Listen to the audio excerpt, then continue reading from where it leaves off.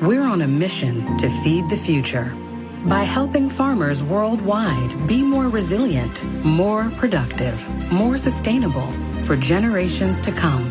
Corteva Agriscience. Keep growing. It's time for RealAg Radio on Rural Radio Channel 147 on Sirius XM.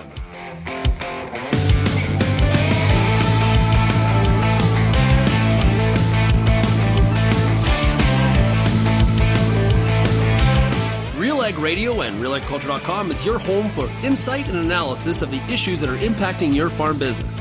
Let's get real and get connected with RealAg Radio.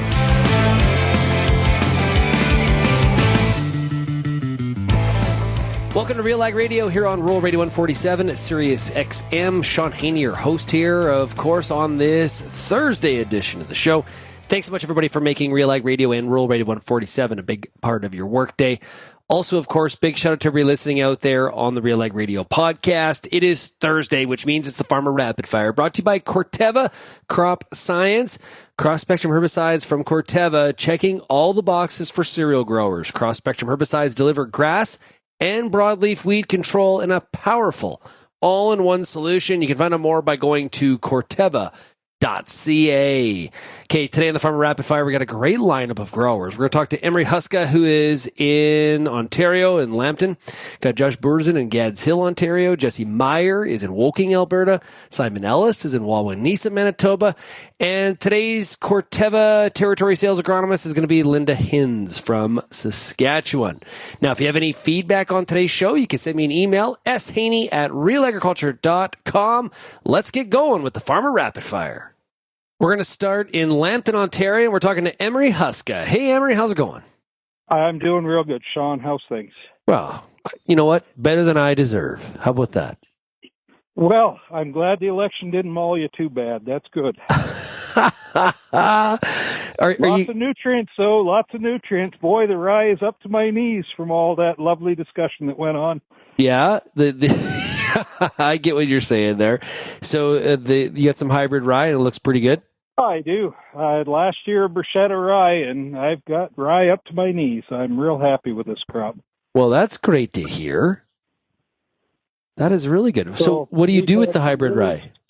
Well, Hiram Walker Distillery is just down at Windsor, and since I'm a fan of their product, you know, I feel good when sometimes my grain goes down there. So, yeah. But KWS has been working on their livestock end of things, and they brought a PhD animal nutritionist over to Guelph, and she's been working with hog folks and the chicken folks, and let's see if we can make rye part of the food ration. So if we can get that done, this is the first year we grew rye that we were able to buy crop insurance in Ontario. Oh, really? Yep. When I sat on the Grain Farmers Board, that was an objective, and by golly, 4 years later, we were able to buy crop insurance this year. Oh, very cool. Hey, when do you think you're going to start planting with the rest of the crops? So there's quite a bit of corn that went in. We had ideal conditions. I still scratch my head. It's April. We have lighter soil on the bottom end of Lambton County, so literally probably 1,000 acres is in already, just within a couple blocks around my farm. And, you know, on the clay ground up into Lambton, a lot of fertilizer, a lot of field prep work and spraying. A lot of good work has got done the last week. So next year, all heck breaks loose. What has the weather been like as of late? So I could use a half-inch rain. Apparently, it's coming tomorrow. Okay. We've had some nasty windstorms come through, but soils are warming up. It's sunny. I'm in a T-shirt. Sunny, beautiful day today. Probably 70 degrees, which I think is ideal.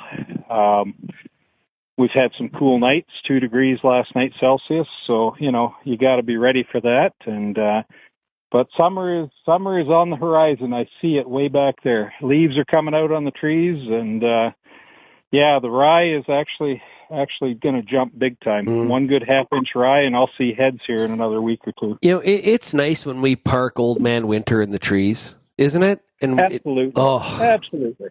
Goodbye. Good riddance.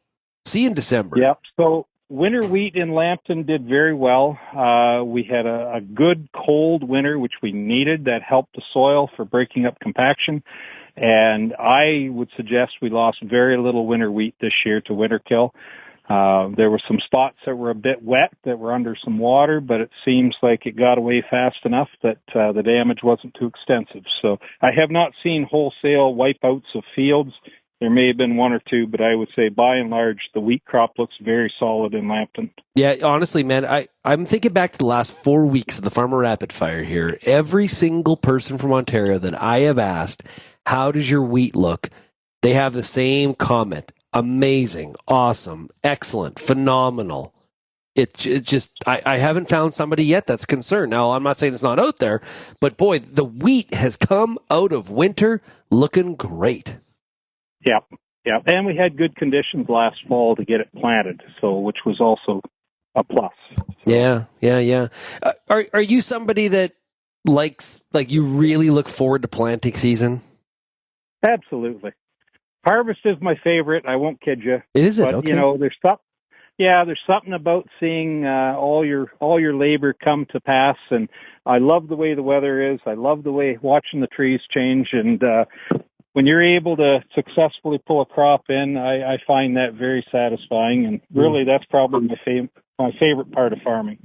But planting season, it's got lots of hope. We got lots of ideas, and you know, farmers have to be hopeful or we wouldn't be doing this. We only get to do it once a year. Well, you know, Shaun, we've had a lot of funerals this year, and when you put it in perspective, we only get so many crops in our lifetime, you know, so really it's not a lot of tries to get it right. You know, 30, 40 tries most of us on average get, and that's sometimes it takes 30, 40 tries to figure out all the little ins and outs, and you hope like heck the next gen picks it up and takes off from where you left.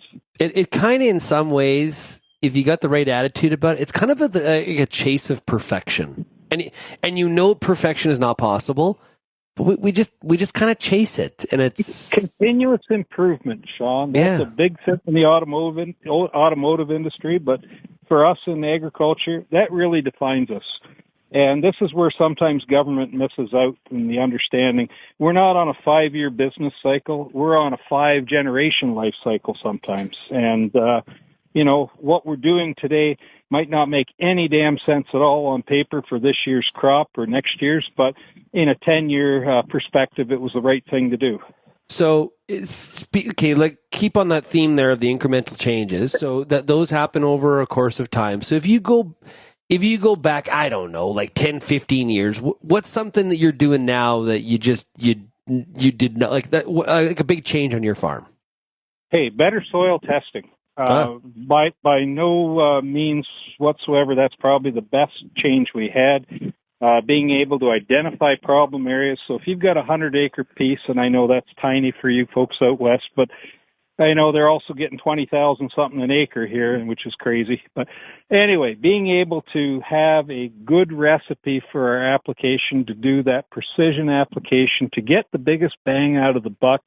And not only that, not to hurt our field in other areas while we're fixing the problem spots. So, you know, that the GPS, the technology of being able to integrate the intricate soil testing. You know, we've got Haggerty Creek just up the road, and Chuck Barasich is probably one of the gurus of Canadian agriculture in robotics, and watching him develop.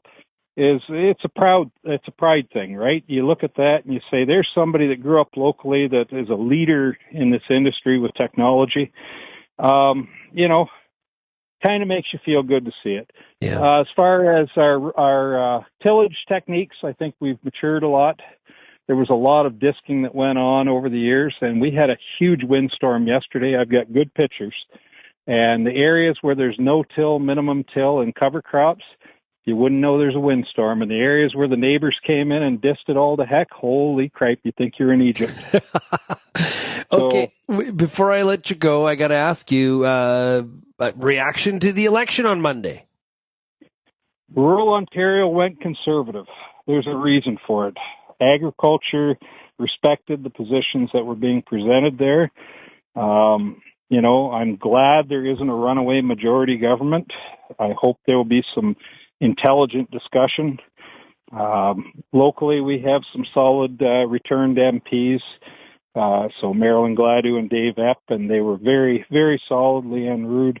So Southern Ontario, though, pretty much entirely went, even in the automotive areas where it's unionized, went conservative. So it's the Toronto and Ottawa area that put the other party in. So let's hope that they learn from things, and I'm hopeful that we can get some good things done.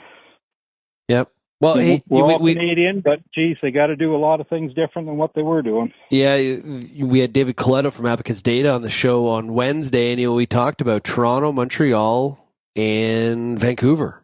Just really led the Liberal charge. Yep, and so for your listeners out west, we hear you, we feel you, we're with you. We you want good reps, you want good people, and there's good people in every party. I know it's hard to believe, but there is some good people representing in every party. But we just seem to need to have a different look at how food is produced and understanding. So, well, Emery, really appreciate you joining us here today. All the best to you as you finish up planting. We'll talk to you a little bit later on in the season. Okay. Thank you so much, Shaun. Good luck. Hey, appreciate it very much. That's Emery Huszka. He is out of Lambton, Ontario. We got more coming up here on the Farmer Rapid Fire, brought to you by Corteva Crop Protection.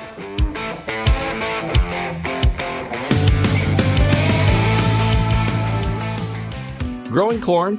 With Envita, you can cut your nitrogen and maintain yield, or maintain nitrogen and increase yield. Envita takes nitrogen from the air and turns it into nitrogen for your corn. It provides a right place, right time source of nitrogen to maximize your yield. Farmers who use Envita see healthier plants, bigger cobs, and less tipback. Envita is guaranteed to add more bushels to every treated acre. Start growing with Envita. Visit azotic.com to learn more. That's azotic.com.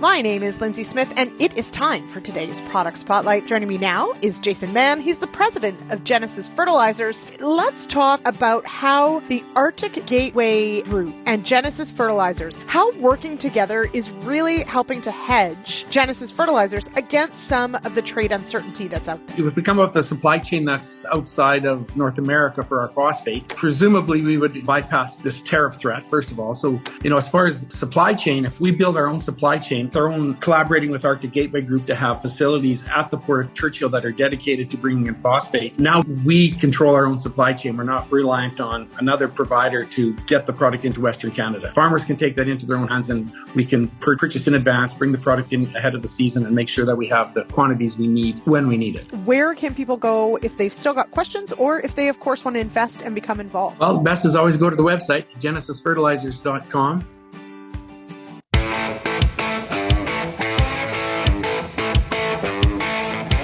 And up next here on the Farmer Rapid Fire, brought to you by Corteva Crop Protection, we're joined by Josh Boersen, who's out of Gadshill, Ontario. Josh, how we doing? Oh, not too bad, Shaun. The sun is shining again, and we're getting a bit of work done today. Yeah, you're out there spraying. I'm sure you're using Corteva product. No comment. You don't need to disclose that, but I'm sure you are. Hey, Josh, what are you spraying for? We're putting a bit of nitrogen on the wheat, actually, today. We're going to try and finish that off before we get hard at the corn. Okay, good. And how is the wheat looking? It's looked better the last 5 years than it does right now. But we had one of the harder winters we've had in probably 20 years. So I guess it doesn't look too bad, all things considered. Well, you've broke the streak. I was just talking to Emery Huszka, and I was just saying to him that over the past month, every single Ontario farmer that has been on this show has described their wheat coming out of winter as phenomenal, excellent, or whatever other word you want to use. You are the first. Well, I like being unique, Shaun, so I might as well keep it that way, I guess, at this point. Kind of roll that way? I like it. We have high expectations for our wheat crop. We've been 120 to 140 bushels the last 5 years, give or take, on our winter wheat. So nice. we aim high. that you get those kind of yields, you can pay some bills. Yeah, I'm not sure I'm going to get that yield this year, though, so I guess I got to take the good with the bad. Any corn on the ground yet? No, my dad hasn't been very excited, and I know I have just about every neighbor around us, it feels like, is rolling, but at the moment we're sitting tight. You know, cool temperatures here overnight still and forecasted for the next little bit, so it doesn't really excite me at the moment to be planting corn in a winter jacket. So yeah. Do you start with corn, or do you put some beans in early too? I think we would go wherever the fields are fit, but pretty well, you know, letter of the law, it'll be corn first, just generally the way the farms work out. Anything else in the rotation? We actually planted canola for the first time ever, winter canola. That oh. So I've been learning aggressively at how that works. Well, I picked a heck of a year when China puts tariffs on canola to start growing it, I guess. Yeah. Well, and what was the push there? Just to add another crop to the mix, or was there other reasons for that? Probably no good reason, I guess. It just seemed like everybody else was trying it, so why not give it a whirl and see, you know, find out if we're missing anything or not. I don't know that we are yet. It does really kind of play with your rotation quite a bit when you can't grow corn, or you shouldn't grow corn following it. So then I have to figure out what we're going to do. And if we can't grow canola on every acre, it might be a one and done. But if you don't try, you certainly don't know. So. Did you plant Mercedes? I did. Yeah. Okay. Well, you and everybody else. So yeah. Right. Yeah. So when you think about the year ahead, what's on the mind? How are you feeling about 2025 as you start to put the crop in? Well, I think everybody else has said they're optimistic, so I'm going to try and stay a little optimistic. There's lots of headwinds for us, but realistically, it's too early to start throwing in the towel yet. So things look pretty good. Yeah. Well, if we get off to a good start, you know, it is still April here. Normally, we'd be probably wringing our hands wondering what we're going to do, but it's not May yet, and we can probably plant corn next week unless the weather really turns poor. So it's pretty good. You're on the sprayer now. Do you enjoy running the sprayer, or what's your favorite operation on the farm? Yeah, probably the sprayer. I get the application side of things for the most part, so I run the sprayer and the seeding or planting equipment around here for the most part. And my brother-in-law is actually sitting beside me here, and we're bringing him along too a little bit on training. Last spring we found out the hard way that having only one person that can operate those pieces of equipment sometimes is not a very good risk management strategy. I ended up in the hospital in the spring for about a day or so, or half a day, and yeah, when I'm the only guy who can run the planter, that really screws the whole operation up. Oh, no kidding. Yeah, no, creating that redundancy where where you have somebody else that can do it if you can't, and especially in those really, that can be a real, that throws spring for a real loop if you got some health trouble, right? Yeah, and it wasn't serious, but it definitely just still reminds you of the fragility in your operation if you aren't careful, right? Yeah. Like everybody manages spring kind of a little bit differently, and I always find when the calendar flips to May, we move, like April's always about, oh, Shaun, it's so early, we're patient, we got to wait for being fit and all this kind of stuff. And then the calendar flips to May, and people get like the itch turns into a big scratch. And it's just the attitude changes. It always does every single year.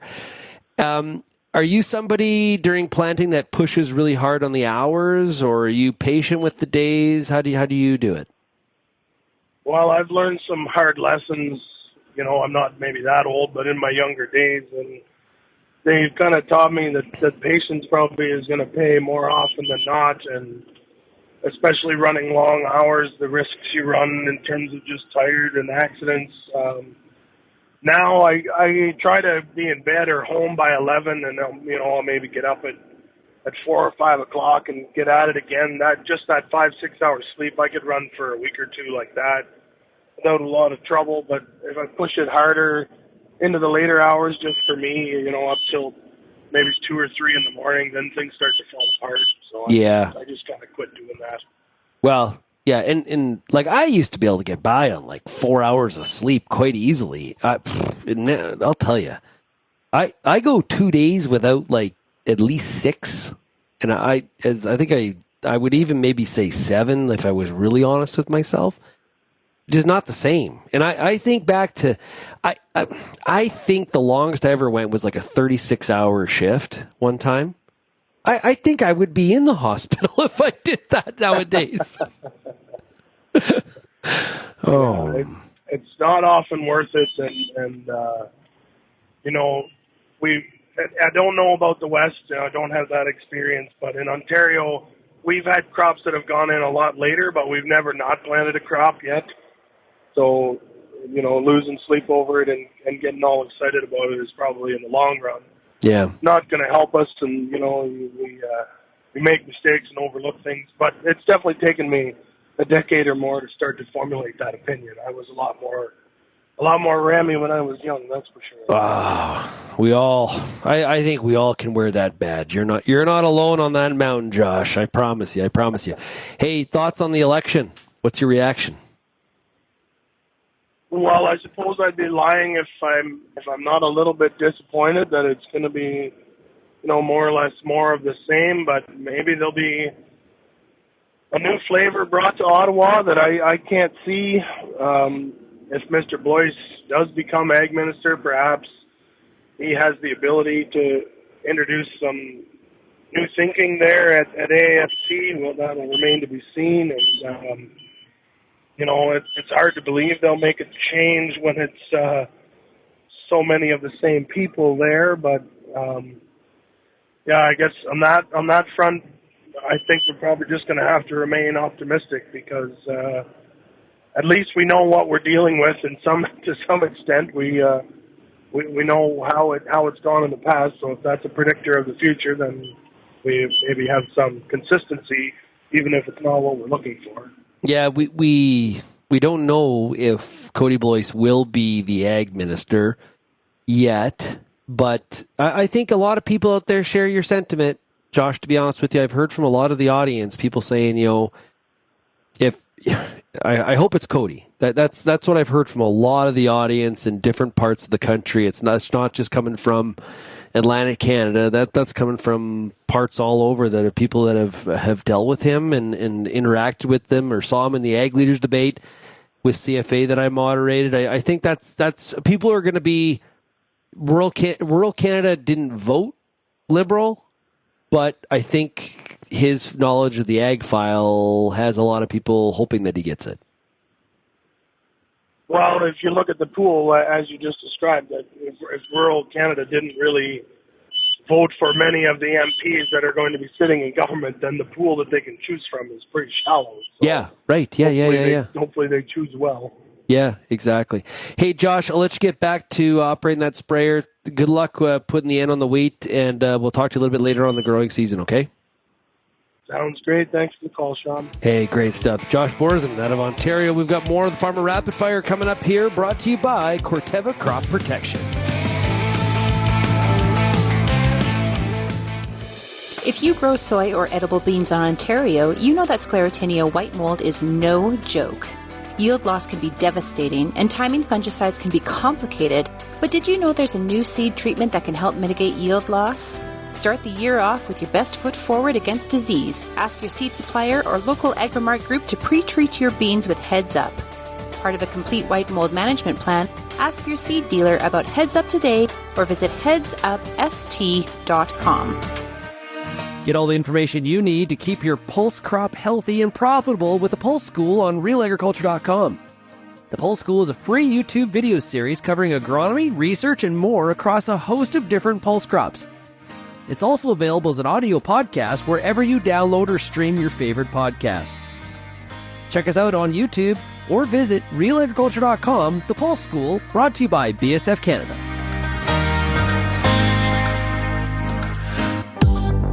I'm Lindsay Smith from RealAgriculture.com. Join me Monday nights for The Agronomist, a 1-hour live and interactive show broadcast across YouTube, Facebook, and X. Monday nights at 8 p.m. Eastern, I host expert agronomists from all over the country to give you answers to some of the toughest agronomic questions. Join us live or catch the replay Tuesday morning. That's The Agronomist with me, Lindsay Smith, Monday nights live at 8 p.m. Eastern.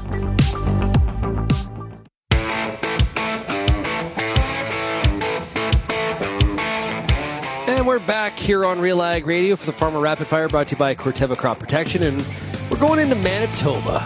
And we're talking to Simon Ellis, who farms in Wawanesa, Manitoba. Hey, Simon, how are we doing? Very good today. Very good. Awesome. What are you doing?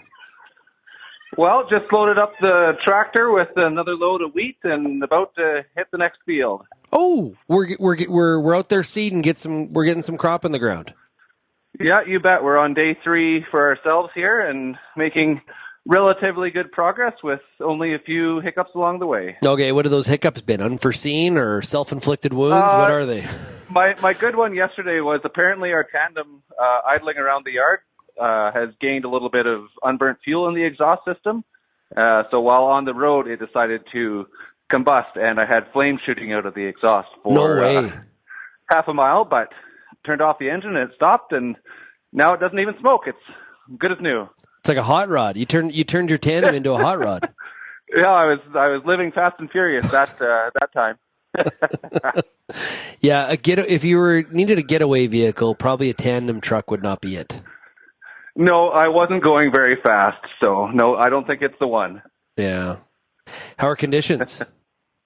Good. You know, it's been chilly, but we're getting some good sun and warm temperatures now, and moisture conditions are good, so that's why we're kind of pushing to get the crop in the ground while things are still there and the moisture is up at the top before it starts disappearing on us. Yeah? Are you a little worried that you're light on it? Like you're worried about disappearing fast? I think it's good currently, but in the past couple of years, we've seen the moisture levels start dropping pretty quickly, so we want to make sure that the crop can keep up to that if that happens to occur again this year. Yeah, and you said you're putting spring wheat in? That's right. Yeah, okay. And what else is in the rotation? So we'll be having spring wheat, and then we'll be moving to peas, hopefully tomorrow or the next day, and maybe oats or flax after that, and then finish up with soybeans and canola. Oh, geez, yeah, you got lots to deal with. And you're growing seed too, right? Yes, that's right. All this is for seed except for the canola. It's just a rotation crop for us. Oh, cleaning out the tandems and the air drill is not as bad as the combine. No, exactly. It only took me half an hour to an hour to get switched over from one variety of wheat to another. So it's not too bad if you know what you're doing and you've done it 100 times. What was the hot seller this spring with farmers? Wheatland was a good variety. It guys have really kind of picked up on it, and they seem to be doing quite well with it. It has a bit of that midge tolerant going on, and just high yielder. So it's been popular. And then Brandon is still sticking around. It's still going. It's been such a solid variety and performs well under dry conditions. So there's still enough of it going in the ground too. Is there still? You said flax. Now, are there still what has the flax been like as of late? Well, we've had 50 and we've had 12. So I think our average on the farm is 25-ish. The last couple of years have been better, and we're starting to, learn some different things. We've been trying to reg loan it in the fall, trying to get it to come in a bit quicker and maintain quality, and that seems to be helping. And it's just, I wish I knew the answers to flax, but it seems to remain a bit of a mystery every year. So it's not a huge acreage crop in Manitoba, but a little maybe more interest this year as the prices seem to remain pretty firm up in the $18 to $20 a bushel range. Did the China tariffs on peas, did that impact your pea sales at all? You know what? It didn't bother us too much. I don't think there was a huge amount of pedigreed seed produced last year, and some lots had trouble with germination. So I think the pea seed situation in Manitoba is close to sold out. I think there's some here and there, but limited supplies of good quality seed for sure. Yeah, it's sort of like the Farmer Rapid Fire, where I get a good sense of what's on people's minds on a week-to-week basis. As a seed grower, you're talking to a lot of farmers in the community, and you got them coming into the yard to pick up some loads. as they're going to put some seed in the ground during this season. What's been kind of the mood of the customers? What's top of mind for them? Well, I think everybody's pretty, optimistic with the weather right now. We've got good starting conditions and a good starting point, and everybody's had their troubles with their drills and getting everything going, but everybody's working through that. There's concern about tariffs, of course. I think that's a pretty big topic these days, and with that, I think canola acres are going to be down a little bit. But generally, I think everybody's fairly optimistic and excited to get going. Yeah, we spend a lot of time, and depending on what crops you're growing, your winter can be shorter than others. Especially in the Manitoba market, if you're growing sunflowers, for example, it feels like winter's a little shorter. But we get a lot of time during the winter to think about what we did right, what we did wrong, how we can improve, and we do go to these outlook seminars, and we do all this stuff. It's kind of nice to get out into the field, isn't it? Absolutely. We hear all the things that we should be doing and get these great ideas, and we want to test them. So, we're trying a couple new varieties this year, and trying some new seed treatments to see how they compare to what we've been using. And so it's kind of exciting to try things. And it's, it's just nice to get the smell of the soil moving around and see the field changing. Just that change of the way the field looks from, the winter molds and kind of that gray, crusty looking to a nice, fresh seeded field it's a really good feeling. So it's exciting to be finally in spring season. Yeah, I was saying to somebody earlier, it's nice to park Old Man Winter in the trees. Yeah, absolutely. And as you say that, I do still have snow in some of the trees, so I know, it can stay there. I know, but we're past, like, as we move into May here, we can still get those like crazy snowfalls and stuff like that. At least we can in Alberta up against the Rockies. But we'll take it because it's that heavy, wet stuff. The cold, for the most part, is kind of behind us, as I'm knocking on wood, I promise everybody. But May always brings better weather. Absolutely. And, I was kneeling in the field yesterday, checking my seeding depth, and I could feel the heat from the soil after it had been in the sun for a bit, just kind of getting onto my knees. And it was just, it felt good and just giving me some optimism right now. Yeah, the agronomists in the crowd will love to hear that you're out there checking your depth. That's a good practice, not just once a day, my friend. No, I was out there a number of times. Our fields maybe aren't perfectly level, and so then I see a shank come out of the ground, and I have to stop and go look at it and say, no, this is good, I'm fine, but you go look anyways. Yeah. Any insights or thoughts, or just what your reaction is to the election on Monday night? Well, the turnout I think was good. I'm pleased that saw some ridings that had really awesome turnout, and I don't think everybody's pleased with the results, but I think the platforms are fairly close, and both leaders are currently saying that they want to work with each other, and we have a common threat in our friends to the south, so we need to make sure that we can work with them, and hopefully our parties can work together and get some infrastructure in place and get this country rolling full steam ahead. Yeah, I'm curious. There was I think it was on the CTV broadcast on Monday night. They were talking about the opportunity for the Conservatives and Liberals to work together a lot more in the current makeup. I'll be interested to see how much that happens, when it happens, and I watched that one with real curiosity. Yeah, I agree with that curiosity. I think it's interesting. I've heard Carney described as center-right even. So, if that's the case, then maybe they're going to cross over on a lot of their policies and kind of aspirations and can get some work done together. Yeah. I'm also wondering if some of these NDP, with 7 seats of NDP, if any of them cross over to try to create a majority. They're only 3 seats short, so there's that too. Yeah, but I mean, it's the Conservatives are also not far off being able to get some bills passed if they get some support from the Bloc or even the NDP. So I think, it'll be a very interesting next few years. Well, a bunch of people have said, well, hey, there's going to be only 18 months for this government. It's a minority. That's what we said about the last one, and it lasted the full, almost the full time. So, I'm not just, I'm not so sure this is like a 12 or 18 month thing, and it could be, but it's not for sure. So, hey, no, exactly, Simon. All the best to you during springtime here. Stay safe, and look forward to hearing about how that emergence was once that crop gets out of the ground, okay? Sounds good. Thanks for reaching out. Appreciate it. That is Simon Ellis out of Wawanesa, Manitoba.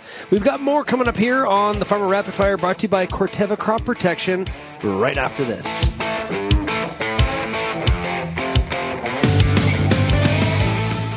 Find everything you need for outstanding weed control in your wheat and barley from the cross-spectrum herbicide experts at Corteva.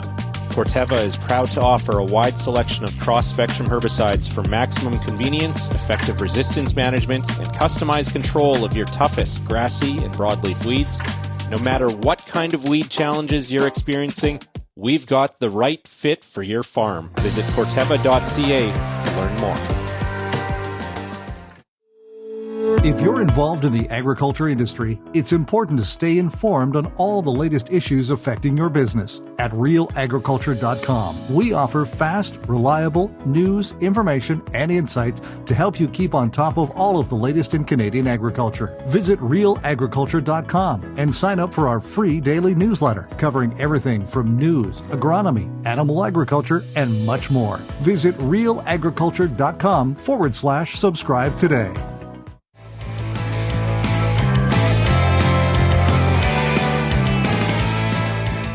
Next on the Farmer Rapid Fire, brought to you by Corteva Crop Protection, we're going to go to the Peace region, Alberta. Up north, we're going to Woking, Alberta, and we're talking to Jesse Meyer. Hey, Jesse, how are we doing?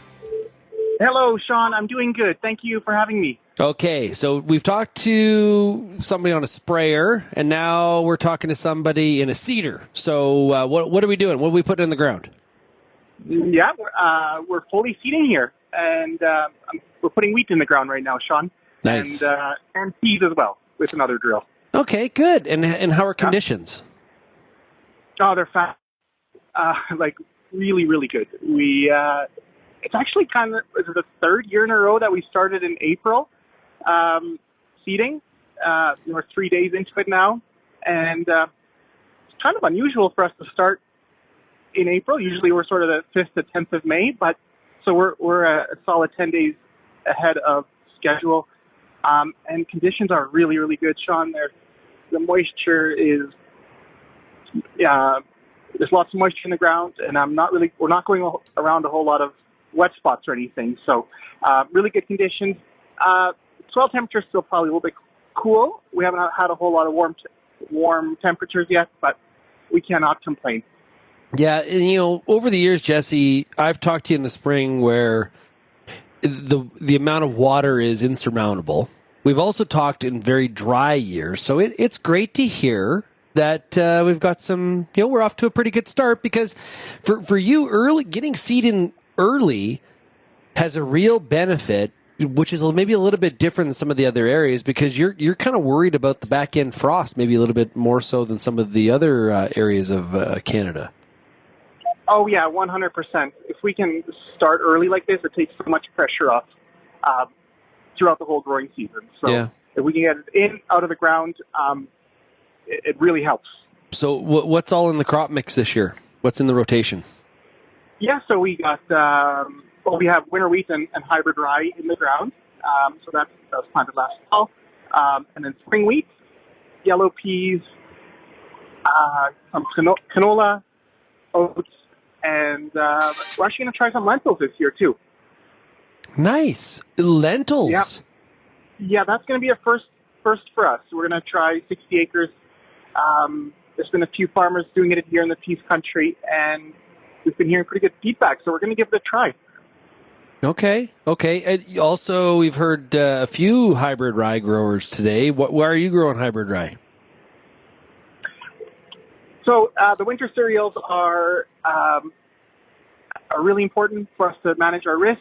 Just like you said earlier, we don't know what kind of spring we get. We've had often really wet springs where we can't get seed in the ground. So those winter cereals like hybrid rye help us spread out that risk.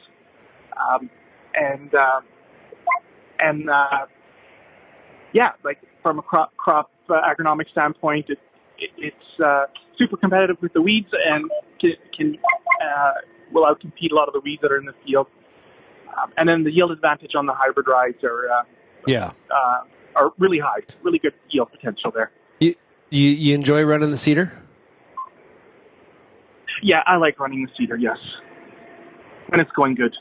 I like putting That's like me. I like combining until it's plugged. No, I really like seeding, actually. It's probably one of my favorite things to do. What's your philosophy? Do you push hard on the hours, or do you take your time? What do you do? Well, that depends what time when we start and how late in the season we are. Like, fair. Yeah, but we're kind of taking it sort of. We're just putting in sort of regular hours. We're kind of getting going at 7, 8 o'clock, and 10, 11 o'clock we're back in the house. So just really isn't. We're getting our sleep and all of that, which is important. It's only end of April, right? But if it was middle or end of May, that would change a bit, right? Or June. Yeah, we've talked to you before where you are putting crop in the ground in June. So that's for the Peace region, that's late. Yes, yeah. So no, sort of regular hours, making sure we're not having to push too hard. Yeah. So when you look at the year ahead, kind of your outlook, you feeling good about the year, concerned about the year? What are your thoughts? Oh no, right now I'm always optimistic. This is peak optimism right now. I mean, again, having such an early start, great moisture conditions right now. We can't really ask for much better. What happens in a month or two, we don't know yet. And we've seen some really good rallies here in the grain markets as well, especially on the canola. So, I would say things are looking pretty positive right now. We'll speak again in a month or two. We'll see what happens. Yeah, I think the old adage, you got to be optimistic being in this game, right? It's really, honestly, so much of this just comes down to managing risk, right? Like, that's just a big part of it. Yeah, absolutely. It is, yeah. And that's why we grow a variety of different crops. And, there's that's been really beneficial to us. And, I mean, we're going to do the best at what we can do and control.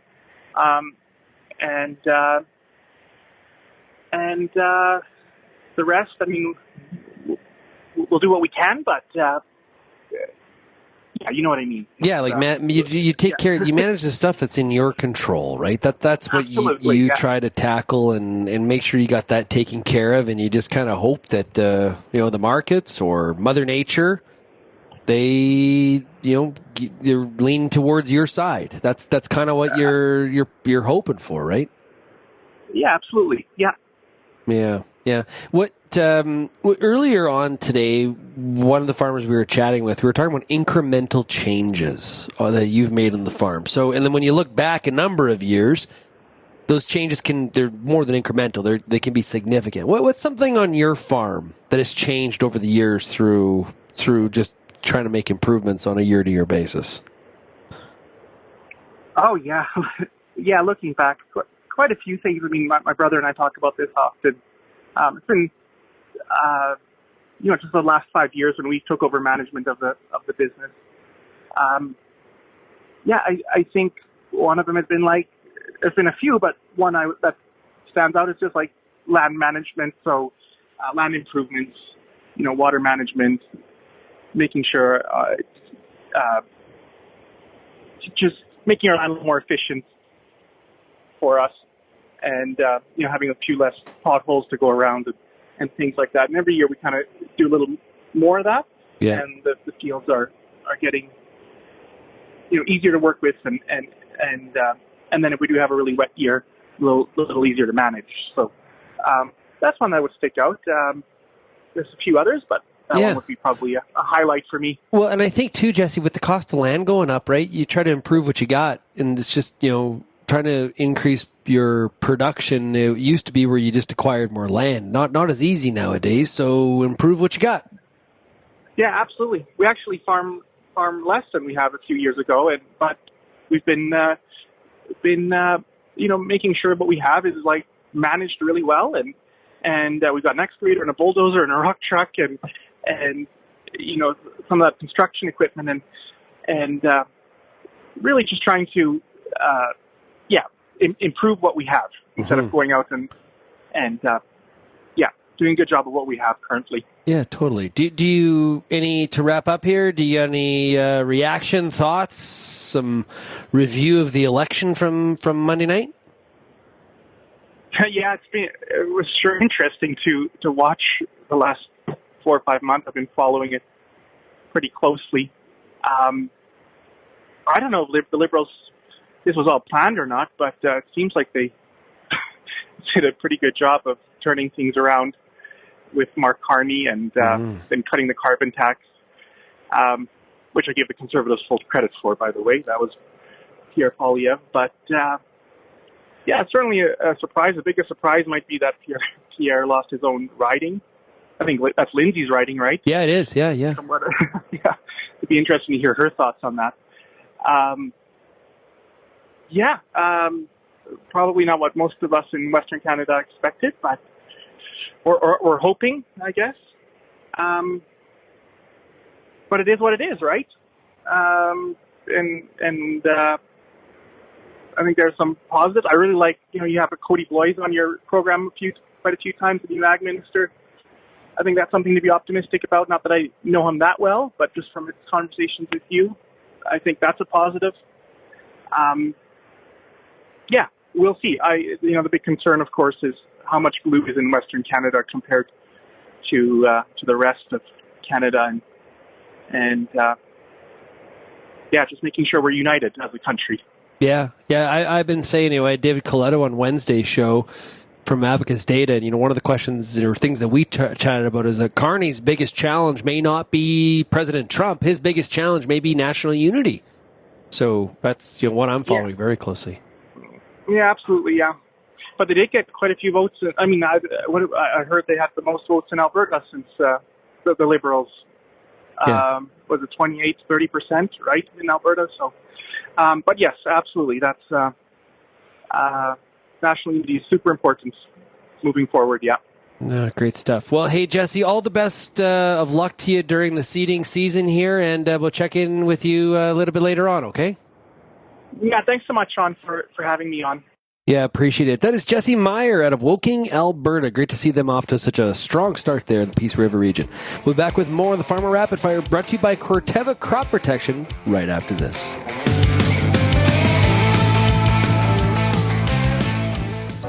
Right now, people in agriculture and food are facing challenges that can feel overwhelming. If you need to talk, access the National Farm Crisis Line at 1-866-FARMS-01. That's 1-866-327-6701. It's 24/7 confidential help when you need it. Farm Credit Canada also has tools to support your long-term mental health.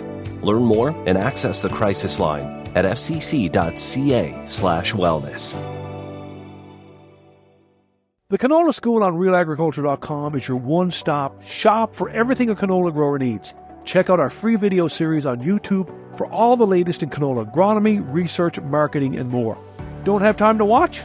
Download the podcast version of the Canola School on RealAgriculture.com or anywhere you download your podcasts. Stay on top of all things canola with the Canola School on RealAgriculture.com, brought to you by BASF and Invigor Hybrid Canola.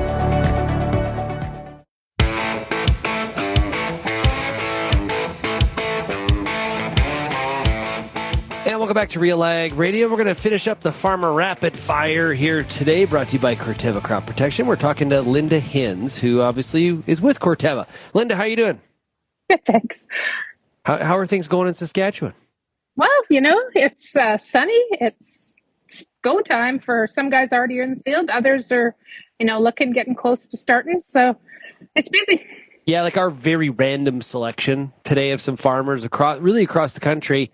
Everybody seems to be about 3 days in. That seems to be, we're just kind of getting going here this week. Yeah, I would say that for this area, that's, well ahead. Nobody really is, I've driven about an hour and a half and nobody was in the field this morning. So I expect next week we'll get a lot of stuff going. Yeah, what are you hearing from a lot of your customers? Yeah, guys are starting to see some stuff growing. And so I'm getting some questions on pre-seed and, should I bother burning off, et cetera. And obviously from my perspective, a, weed-free start is the best way to get your crop off. So yes, please do. Get out there, have a look, and plan to do your pre-seed. But be paying attention to those nighttime temperatures, right? Yeah, absolutely. Pre-seed's a little bit less or a little bit more forgiving, but, at the same time, we need to be understanding we're trying to kill something that's alive. And if it's had to, survive some hard frosts, then that's a bigger concern. But, I think going forward, guys are going to be able to just put her down and keep going. Yeah, so for the growers, they're asking about that question, should I I see some weeds out there, should I do a pre-burn? Why would they not? Are they thinking that they're, depending on the width of their opener, they're going to be able to till up some of those weeds, or like what are they trying to get away with? Well, I think sometimes it's just, do I have enough manpower to do everything I want? Can I get back to it in a timely fashion? I think that's more so what plays into it. I don't think many guys are looking at their opener as their way to manage their weeds. In some cases, it might be, I don't know if I want to mess around with pumps and potential cooler nights, etc. But, certainly what I would say, of all the years that guys have, at the beginning, it's always a hard decision. Should I go or should I not? But generally, customers who have made the decision to bypass that end up regretting that decision, because oftentimes then, now you're dealing with bigger weeds when you get into your in-crop spraying. And so what you may have saved in your mind at first is offset with bigger weeds in your crop when you get into your in-crop spraying, and so you don't have the flexibility to wait as long. I have a saying for that. It's my dad's saying, and I talk about, I use it in a different context during my speeches, but it's save a nickel to spend $1. That's kind of... Isn't that the truth? That is so true. Or, the road to somewhere is paved with good intentions. Yeah, there's that too. There is that as well. We're doing this via video, and it looks like there's no snow. That's cleared up. Weather is beautiful blue sky behind you. Yeah. I'm in Saskatoon actually right now, and just picking up some seed for some of our trial plots. So yeah, it's beautiful here today. Even the wind is cooperating, which is unusual for Saskatchewan in April. Well, as somebody from Lethbridge, I'm fully aware of when you get those non-windy days, how much you very much appreciate them indeed. One of the things that we've been asking some of the growers about today is kind of their plan of attack from a pace perspective, right? The calendar's flipped to May.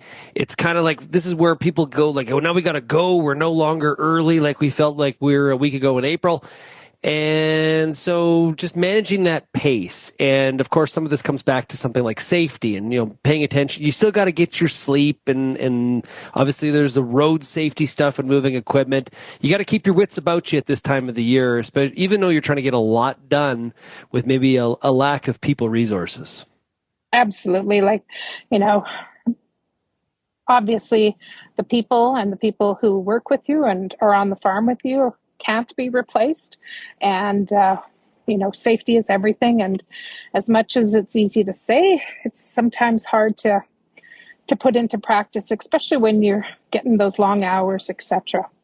So absolutely slow down. And for people like myself who are on the roads not with equipment, we need to be mindful of how hard it is to see things around. So we just came through in starting our summer students off, and that was one of the things we really tried to impress upon them is the importance to, give way to equipment and so forth on fields or roads. Yeah, absolutely. Well, Linda, I'll let you get back at it. I know you're busy here picking up seed and getting demo plots ready and all that kind of fun stuff. So really, really appreciate it. And we'll talk to you again soon. Thanks so much. Have a good day. Cross-spectrum herbicides from Corteva, checking all the boxes for cereal growers. Cross-spectrum herbicides deliver grass and broadleaf weed control in a powerful all-in-one solution. You can learn more by going to Corteva.ca. If you have any feedback on today's program, we would love to hear from you. Maybe you've got a reaction, a thought, a response to what you saw in the election this past Monday. We'd love to hear from you. Send me an email, shaney@realagriculture.com. Of course, you can also call the Real Ag feedback line, 855-776-6147. Thanks, everybody, for getting real and getting connected with Real Ag Radio. And big shout-out to our sponsor, the Farmer Rapid Fire, Corteva Crop Protection. And we'll talk again tomorrow. Cheers, everybody.